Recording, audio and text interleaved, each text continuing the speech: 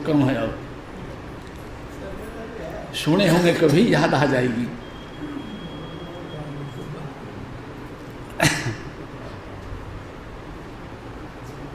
दुर्योधन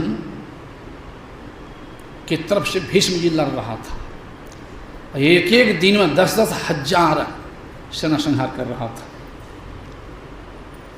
दुर्योधन ने कटु बात कह दिया है भीष्म से कि आप लड़ते हैं मेरे ओर से, लेकिन मन तो है पांडवों की तरफ। केवल सेना को मार, एक पांडवों को मारते हैं तो आ गया रोष में भीष्म पितामह। कहे दुर्योधन मुझे कार्य बुझता है, जाओ कल मैं 5 पांडवों को मार दूंगा। प्रतिज्ञा, उनकी प्रतिज्ञा भंग करना असंभव, प्रतिज्ञा कर लिया। ये पता चल गया, बात तो छिपी नहीं रहती है। भगवान कृष्ण को भी, द्रौपदी को भी, युधिष्ठिर को भी। युधिष्ठिर जी भगवान श्री कृष्ण से हाथ जोड़ के कहते हैं प्रभु अब क्या होगा। भीष्म पितामह प्रतिज्ञा कर लिए हैं कि कल 5 को मार देंगे। उनकी प्रतिज्ञा को भंग करना तो असंभव है। भगवान कृष्ण भी कहते हैं हाँ सही कह रहे, उसकी प्रतिज्ञा तो भंग करना मुश्किल है, सही मार देगा। तो भगवान कृष्ण कहते अच्छा बुला द्रौपदी को। द्रौपदी आई है, रोने लग गई, कहती प्रभु रक्षा कीजिए, रक्षा करो प्रभु, अब हम लोगों को कोई खैरियत नहीं है। भीष्म पिता प्रतिज्ञा कर लिया। कहा सुनो एक बुद्धि लगाता हूँ, कहीं सुतर जाए तो सुतर जाए। भगवान किस लीलाधार तो थे ही, कहते एक बुद्धि लगाता हूँ सुतर जाए तो सुतर जाए। देखो भीष्म जी 1 बजे रात उठ के ध्यान करते हैं। अब देखिए ध्यान की बात वहाँ भी है। भीष्म जी 1 बजे रात उठ के ध्यान करते थे। कहते द्रौपदी से कहते देखो चलो मैं भी चलता हूँ, और तुम जो है ना कमरा में घुस जाना, आप पैर छू के प्रणाम कर लेना, आप मुंह को उघारना नहीं, मुंह को ढक लेना। पहले बुद्धि लगा दिए, ये पहचाने नहीं। एक व्यक्ति अंगूठा लग रहे हिला बात होगा, हो बूढ़ा बाबा, हो बाबा समझ के बैठो थोड़ा देर। जहाँ तरह में गिरने लग जाता हथियार झोपड़ियर, तो चाँड़ी लगाता बाँस का, तो नींद आती तो हाथ के चाँड़ी लगा देता है कि गिरे नहीं लौटे हुए नहीं। अब तैयो मैं टेबिए लेता हूँ। बोलिए प्रेम से।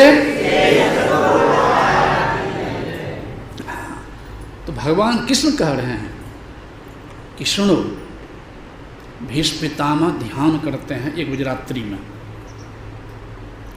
और तुम दोनों हाथों चूड़ी पहन लो पूरा से, एक चादर ले लो माथा पर, ढक लो बढ़िया से, और कमरा में जाके प्रणाम करना, आप पैर छू के प्रणाम करना, प्रणाम कर लेना, और चूड़ी पर चूड़ी बजा देना जोर से, जो कि कान आवाज़ जाए तो सुने की आवाज़ कि कोई प्रणाम कर रही है, और उनको आशीर्वाद देने की आदत है।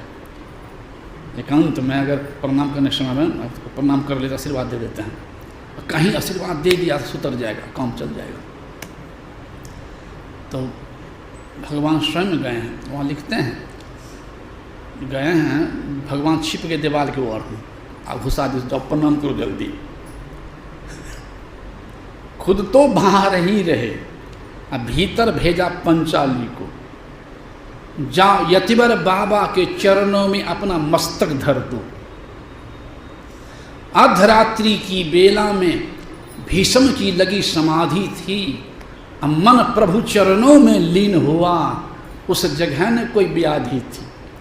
कृष्णा ने जाकर सिर रखा, द्रौपदी का ही नाम है कृष्णा, कृष्णा ने जाकर सिर रखा चरणों पे भीष्म पितामह को, चरणों को कौन झुका देखूं, बाबा भीष्म चौंक गए। देखा एक साधुआ नारी है, चरणों पे शीश झुकाती है, और तन की रंगी सारी साधुआपन को दर्शाती है। पहचान तो सका नहीं, और आशीर्वाद मुझसे निकल पड़ा। सौभाग्यवती भव हो बेटी, तेरे हाथों की मेहंदी का रंग ना कभी छूटे बेटी, सौभाग्य तुम्हारा अचल रहे, सिंदूर ना मांग से खाली हो, अब बर देता हूं मैं बेटी तू वीर कुमारों वाली हो। और जैसे कह दिया कि बर देता हूं मैं बेटी तू वीर कुमारों वाली हो, फर्स्ट द्रौपदी माथा पर से चादर हटा देती है और मुंह उघाड़ के खड़ी हो जाती है कि देख लो बढ़िया से किसको आशीर्वाद दे रहे हो। कृष्णा ने सुनकर तुरंत कहा, द्रौपदी कहती है, कृष्णा ने सुनकर तुरंत कहा कि बाबा ये क्या बतलाते हो, कल कुछ और कहा आज ये कुछ और, कल ने प्रतिज्ञा की मेरे 5 पति को मारने का। कृष्णा ने सुनकर तुरंत कहा कि बाबा ये क्या बतलाते हो, कल कुछ और कहा आज कुछ और, तुम सत्यव्रती कहलाते हो, याद दिलाते हैं तो सत्यव्रती कहलाते हो। कल अगर मेरे 5 पतियों में से एक मारा गया तो क्या बाबा तेरा अभी का दिया हुआ आशीर्वाद झूठा नहीं कहाएगा, इसलिए हाथों की मेहंदी रहने दो। अब ललकार के कहती द्रौपदी कि हाथों की मेहंदी रहने दो, साड़ी का रंग उड़ाओ ना, सिंदूर जो मेरी मांग की है बाणों से उसे मिटाओ ना। तब आया होश पितामह को मैं क्या कर दिया, आया होश।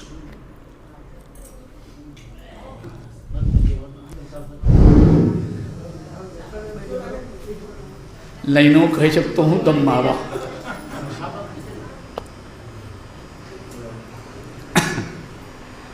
तब आया होश पितामह को, हाथों से माला छूट गई, अब मन प्रभु चरणों में लीन हुआ, चित चोर समाधि टूट गई।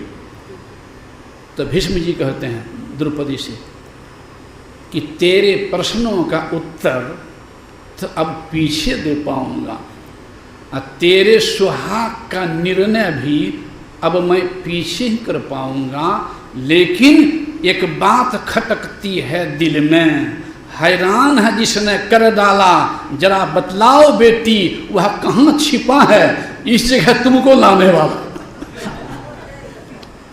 बुझ गई किसने का काम है, बताओ बेटी वो कहाँ छिपा है इस जगह तुमको लाने वाला, बूढ़ा होने को आया है और अभी नहीं गई चोरी, बचपन में माखन चोरी, और यहाँ पर तुमसे भी चोरी और हमसे भी चोरी। बताओ बेटी वो कहाँ छिपा है इस जगह तुमको लाने वाला, बूढ़ा होने को आया अभी नहीं गई चोरी, नित नई नीतियाँ चलती, तुमसे चोरी मुझसे चोरी। पुत्री तुमने मेरे कुल को इतना पवित्र कर डाला है कि पहरा देता होगा तेरा जो विश्व रचाने वाला है। उठ देखा बाबा ने तो डौढ़ी का दृश्य निराला है, अब पीताम्बर का घूंघट डाले तो वहाँ खड़ा बांसुरी वाला है।